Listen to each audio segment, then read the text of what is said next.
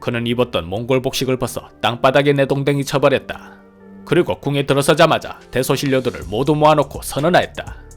짐은 몽골의 그늘에서 위축된 고려를 다시 일으켜 세울 것이요, 유랑하는 백성들은 다시 농지로 돌아와 농사를 짓게 할 것이며, 힘있는 자들이 힘없는 백성들을 괴롭히는 짓을 결코 좌시하지 않을 것이요. 신료들은 고개를 숙이고 예사롭지 않은 왕이 즉위하였음을 직감하였다. 그런데 한 사람만은 고개를 뻣뻣하게 들고 왕을 꾸짖듯 말했다. 침이라는 호칭은 오직 천자께서 쓸 수 있습니다. 전하께서는 천자가 아니라 고려 국왕이십니다. 궁중예법을 잘 모르시나 본데 앞으로는 주의하시옵소서. 뭐라, 네 감히 짐을 가르치는 것이냐? 너는 누군데 임금 앞에서 이렇게 무례한 것인가? 나는 덕성부원군 기철이라 하며 원제국의 황후께서는 제 누이가 되십니다. 한마디로 말해서 내가 왕보다 위에 있다, 그 말입니다. 첫 대면부터 공민왕과 기철의 기싸움이 대단하였다.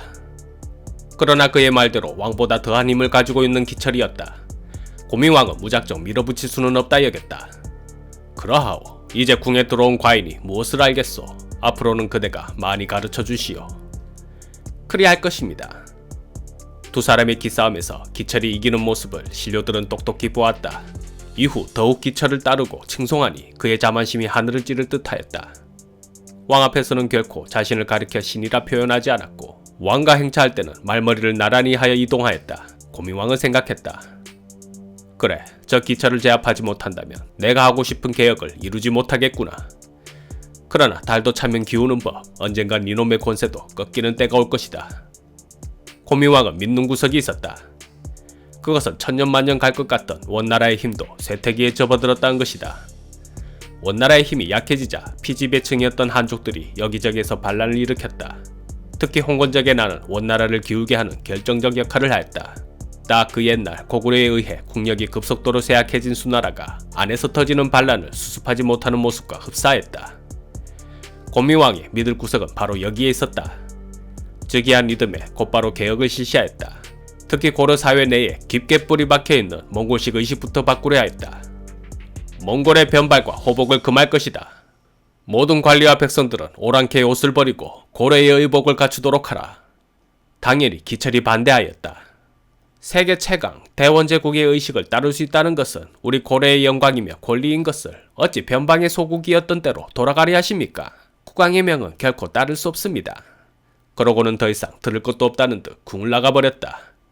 대신들이 눈치를 보다가 하나둘 기철을 따라 나가버렸다. 고민왕은 너무나 어이가 없어 허탈한 웃음만 터져나왔다. 처음에는 왕자에 오르기만 하면 모든 개혁이 가능하리라 생각했지만 기철의 그늘은 생각했던 것보다 더 컸다. 이렇게 세월을 보낸다면 결국 자신도 허수아비 왕에 머물 수밖에 없을 거라 생각하니 속이 까맣게 타는 것 같았다. 그저 술이나 마시며 자신의 신세를 한탄하는 것 말고 왕이 할 수 있는 일은 없었다. 그런데 전하, 언제까지 기철을 저대로 내버려 두실 생각이십니까? 누군가 보았더니 조일신이었다. 그는 과거 고민왕이 원나라 볼모 생활 중에 늘 곁에서 힘이 되어준 사람이었다. 자네가 와주었구나. 어찌하겠는가. 아직 내겐 기철과 맞설 힘이 없는 것을. 언제쯤이면 그 힘이 생기겠나이까. 고민왕이 그 질문에는 답하지 못하고 무겁게 술잔만 내려다보고 있자 조일신이 천천히 입을 열었다. 전하께서는 걱정하지 마시옵소서. 신이 나서 기철을 제거하겠나이다. 만약 성공한다면 그땐 부원 세력들의 눈치 보지 마시고 하고 싶은 정치를 마음껏 펼치시옵소서. 하지만 만약 실패한다면 그땐 전하께서는 이 일을 모르셨던 겁니다. 오늘 신을 만난 일도 없었고 모든 것은 신이 독단으로 꾸민 것입니다. 일이 실패한다면 전하께서 먼저 신을 잡아 목을 베시옵소서. 그러면 기철도 전하를 의심하지는 않을 것입니다. 너무나도 엄청난 말이었다. 놀란 고민왕이 말했다. 지금 무슨 소리를 하는 것인가?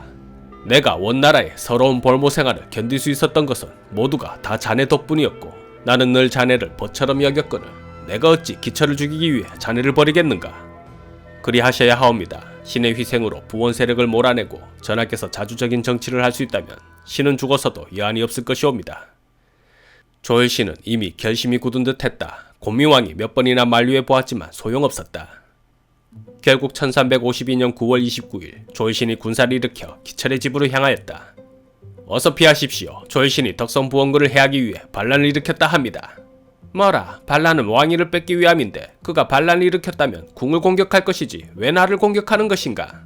그것은 잘 모르겠습니다. 하지만 그의 표적이 우리라 하니 일단 피하셔야 합니다. 반란의 결과는 실패였다.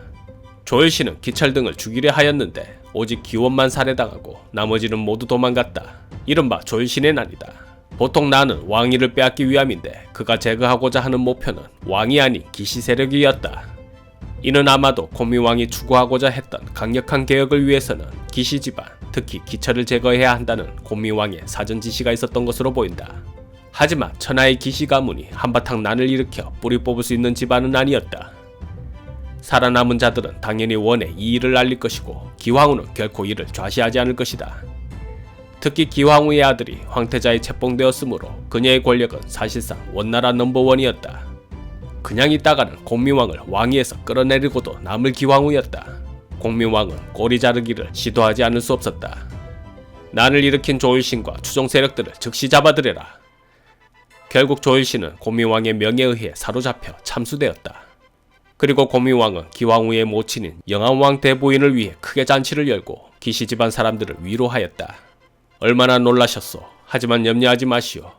과인이 역적 조일신과 그 일당들을 모두 처단하였소.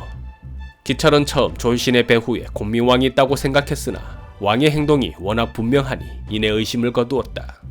기철에게도 공미왕에게도 서로 위기의 순간들이었다. 조일신의 난이 실패하자 공미왕은 더욱 몸을 낮추어 때를 기다렸다. 그러나 잠시 숨죽여 기다릴 뿐 결코 부원 세력을 몰아내겠다는 목표를 이룬 것은 아니었다. 1356년 공미왕은 다시 움직이려 하였다. 먼저 정방 폐지를 하려 하였다.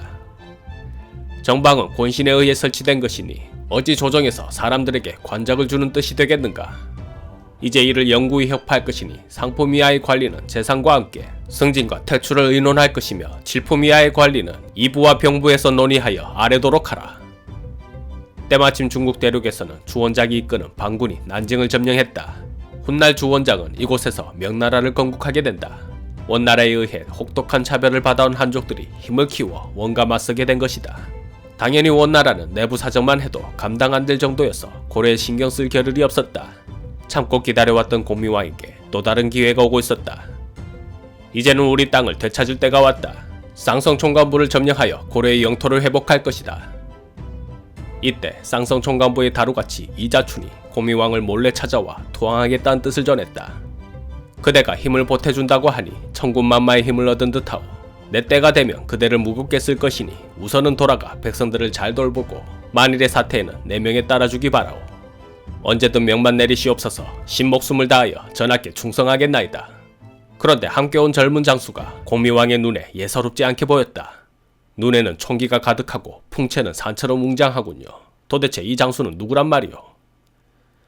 신의 아들로 이름은 이성계라 하옵니다. 할 일은 많은데 늘 인재가 모자랐던 공미왕이었다. 크게 기뻐하며 이성계를 반겼다. 호, 젊은 나이에 그 기상이 예사롭지 않구려. 우리 고려를 위해 크게 쓰일 인물이요. 한편 기철도 공미왕의 움직임을 예의주시하고 있었다. 그 또한 원나라의 쇠퇴를 감지하고 있었고 그것은 자신의 위기가 될 수 있다는 것도 알았다. 기철은 두려워하느니 차라리 먼저 군을 움직이려 하였다. 왕후 장상의 씨가 따로 있나? 허수아비 왕을 내세우느니 차라리 내가 용상에 오를 것이다.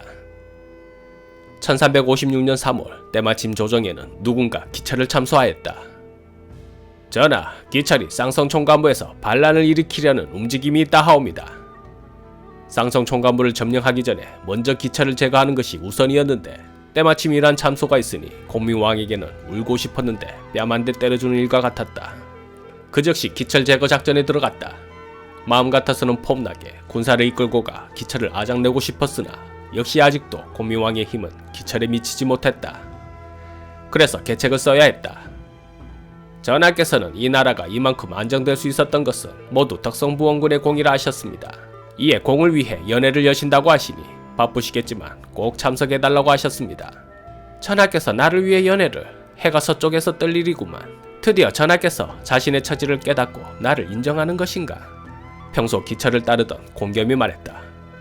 아무래도 이상합니다. 고양이가 쥐 생각하는 것도 아니고 어찌 전하가 대감을 위해 연애를 연단 말입니까? 기철도 가만히 생각해보니 이해가 되지 않았다. 그런가. 큰일을 앞두고 있는데 뭔가 찜찜한 것은 피하는 것이 상책이겠지. 그렇습니다. 가지 마십시오. 기철의 또 다른 사람 노책이 나서 말했다. 우리는 거사를 앞두고 있습니다. 이런 때에 저쪽에서는 화해를 하자고 손을 내미는데 뿌리치신다면 자칫 우리를 의심할 수도 있습니다. 부원군께서는 꼭 고려국왕이 되실 텐데 좀 더 대범하게 행동하실 필요가 있습니다. 기철은 공겸의 말도 노책의 말도 모두 일리가 있다고 여겼다. 어떤 결정이 옳을 것인가 곰곰이 생각하더니 이윽고 결심하였다. 그래, 나는 이제 고려국왕이 될 몸이다. 이런 일로 몸을 사린다면 백성들의 비웃음거리가 될 것이다. 기철은 연애 참석을 선택했다. 그리고 그 선택은 돌이킬 수 없는 실수가 되었다.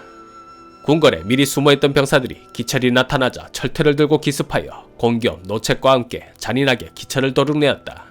고미왕은 기철의 시신을 저작거리에 버리고 방치했는데 흥분한 백성들이 그의 시신에 달려들어 칼로 난도질을 했으니 그 형체를 알아볼 수 없을 지경이었다. 고미왕은 즉시 기철의 가족들을 모두 찾아내 한꺼번에 죽였고 그와 권력을 나누었던 측근들까지 모조리 죽여버렸다. 기철의 어머니 이씨, 아들 기사인 태무르 외에는 그 일가가 모두 몰살당했다. 천하를 호령했던 기시 일가도 하루아침에 처참하게 무너진 것이다. 힘을 얻은 고미왕은 곧바로 동부면 병마사 유인으로 하여금 쌍성 총관부를 공격하게 하였다. 이자추는 미리 약속한 대로 안에서 내응하여 고미왕의 공격을 도왔다. 이에 쌍성 총관부를 무력으로 점령하여 고려의 영토를 수복하였다. 한편 기황후는 고미왕이 기시일가를 몰살시켰다는 소식을 듣고 극노하였다. 즉시 요동군 1만 명을 동원하여 고려를 침공하라 명하였다. 고미왕으로서는 기시 세력을 제거하면서 어느 정도 예상했던 일이었지만 막상 1만의 군사가 쳐들어온다고 하니 걱정이 태산 같았다. 요동에서 1만의 군사가 오고 있다 하오. 이를 어찌하면 좋겠소? 전하께서는 걱정하지 마시옵소서. 우리에게는 이 국난을 헤쳐나갈 장수가 있사옵니다. 그들을 보내시옵소서. 그 장수가 누구란 말이오? 최영 장군과 이성계 장군입니다.